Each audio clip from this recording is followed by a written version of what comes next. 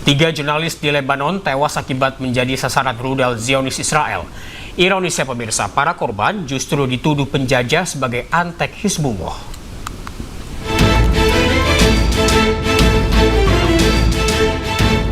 Inilah detik-detik saat pasukan penjajah Israel menargetkan sebuah kendaraan yang membawa tiga jurnalis di kota Jezin, Lebanon Selatan. Serangan brutal ini menewaskan koresponden Al-Manar TV, Ali Sohaib, koresponden Al-Mayadin, Fatimah Fotouni, dan saudara laki-lakinya Muhammad Fotouni, yang juga merupakan seorang jurnalis foto. Pihak Al-Manar TV mengatakan Ali Sohaib bekerja sebagai koresponden dan menyebutnya sebagai tokoh media perlawanan. Inilah mobil para jurnalis Lebanon yang hangus terbakar di rudal Zionis Israel.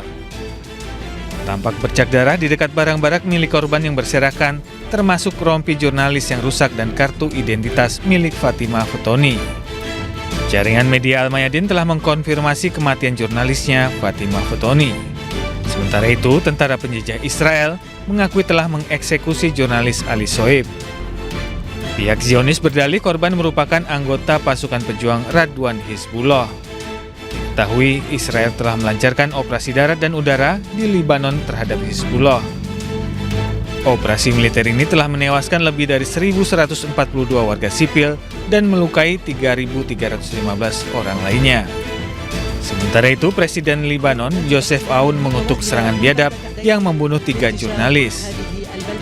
Joseph Aoun mengatakan bahwa Israel berulang kali melanggar hukum internasional dengan menargetkan warga sipil yang sedang menjalankan tugas profesional mereka. Menurut Komite Perlindungan Jurnalis, setidaknya 4 jurnalis lainnya telah tewas sejak pecahnya konflik Timur Tengah pada 28 Februari lalu. Para pekerja media di Beirut menggelar unjuk rasa memprotes pembunuhan 3 jurnalis dalam serangan Israel di Lebanon Selatan. Massa mengecam serangan tersebut sebagai upaya pembungkaman jurnalis.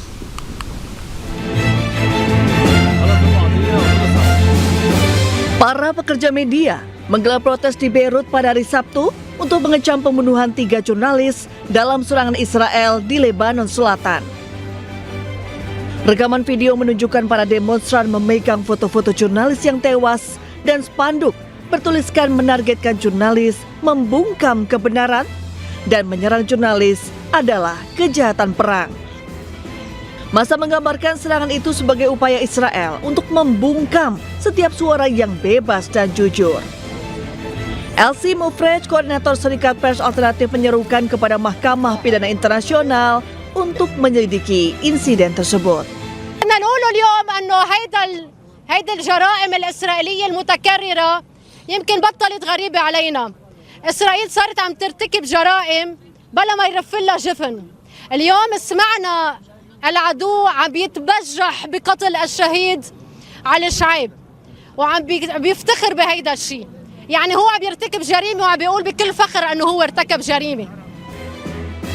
Sebelumnya pada Sabtu pagi, Israel mengklaim serangannya ke Lebanon menewaskan 3 jurnalis. Salah satunya Ali Hassan Sohaib. Aksi ini dilakukan karena Israel mengklaim ketiga jurnalis terafiliasi dengan jaringan Hizbullah.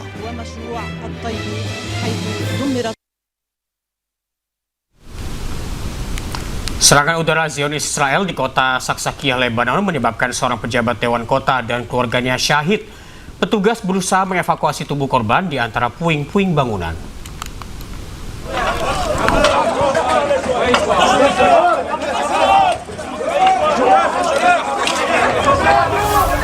Petugas medis di Lebanon berjibaku mengevakuasi korban serangan udara Zionis Israel di kota Saksakiyah.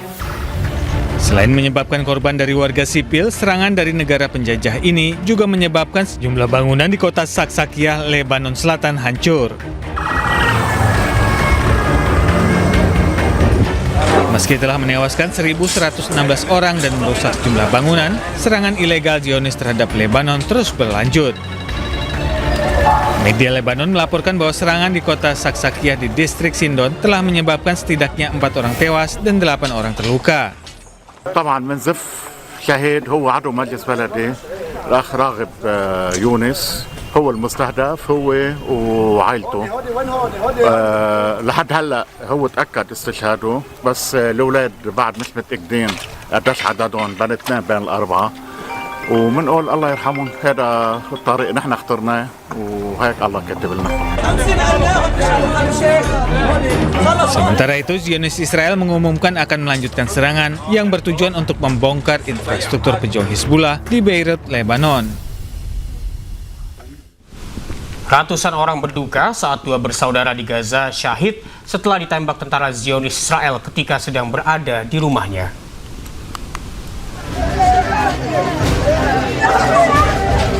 Ratusan orang berduka saat 2 bersaudara Fahmi dan Said Omal Kadum syahid akibat diberondong tembakan tentara Zionis Israel di sebelah timur kota Gaza. Warga yang berkumpul di sekitar kedua jenazah menangis dan mengucapkan salam perpisahan terakhir.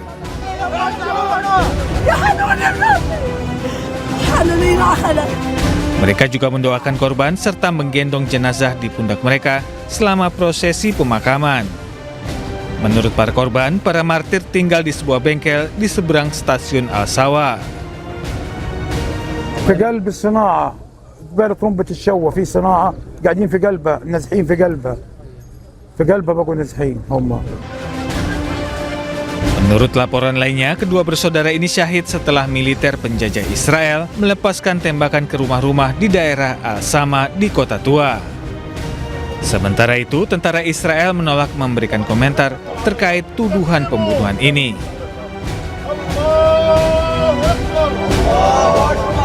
بعيد كثير، بيجي حوالي يمكن 300 400 متر بعيد عن الخط الاصفر هم.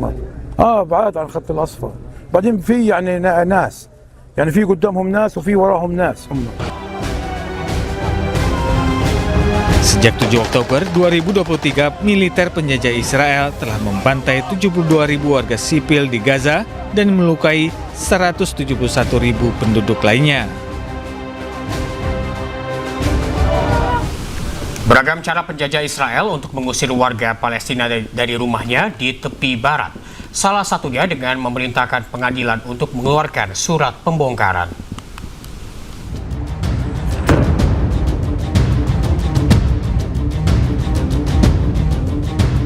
Tentara Zionis Israel meledakkan rumah warga Palestina almarhum Mahmud Al-Aqdad di Jalan Halawa di Nablus tepi barat Sabtu siang.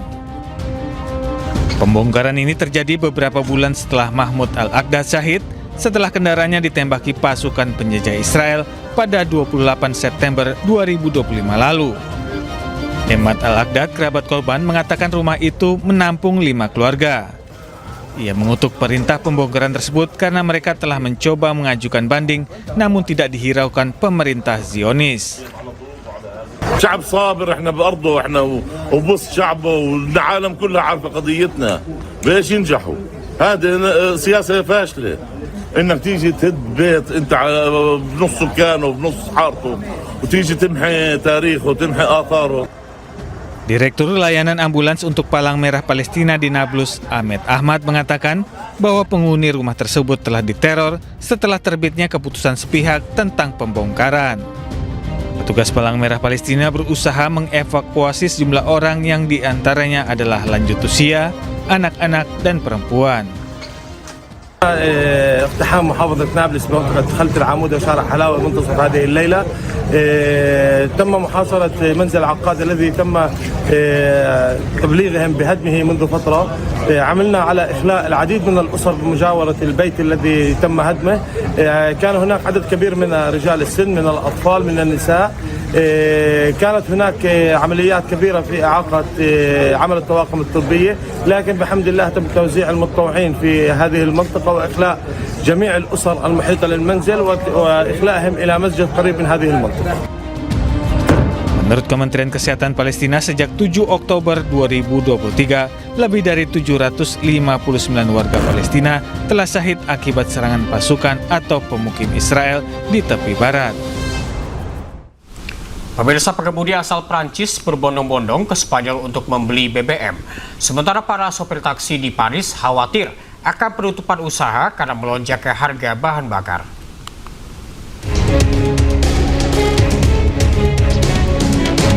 Perang antara AS Israel dengan Iran memicu krisis energi global yang berdampak serius terhadap sejumlah negara di Eropa. Gangguan pasokan minyak akibat ditutupnya Selat Hormuz memicu lonjakan harga BBM. Para pengendara asal Prancis terlihat menyeberang ke Spanyol untuk membeli bahan bakar yang lebih murah. Antrean panjang pun terjadi di sejumlah pom bensin di kota perbatasan La Jonquera, Spanyol yang dilaporkan mengalami lonjakan pelanggan. Peningkatan lalu lintas antar negara ini terjadi usai semakin lebarnya kesenjangan harga bahan bakar antara Prancis dan Spanyol, menyusul pemotongan PPN bahan bakar oleh Madrid yang membuat bensin jauh lebih murah di sisi perbatasan Spanyol. Diketahui di Prancis harga solar telah meningkat sekitar 40% per liter secara rata-rata sejak Februari 2026 dengan harga Super 98 naik hampir 20% per liternya. Sejumlah sopir taksi di Paris, Prancis pun menyebut kenaikan harga ini memberikan tekanan berat pada bisnis mereka dan banyak yang khawatir akan gulung tikar. Mais aussi bien sur le plan conventionnel du transport de Maladassi, où déjà la crise se fait ressentir depuis le 1er novembre, et où déjà il y a beaucoup d'entreprises qui n'étaient pas que au plus vert de toute leur trésorerie. Aujourd'hui, on est sur une situation qui n'est même plus critique. Le stade est déjà dépassé pour beaucoup d'entreprises. Diketahui di tengah konflik Timur Tengah, blokade de facto Iran terhadap Selat Hormuz mengganggu sekitar 20 juta barel aliran minyak harian dan mendorong harga minyak internasional naik hingga $100 per barel.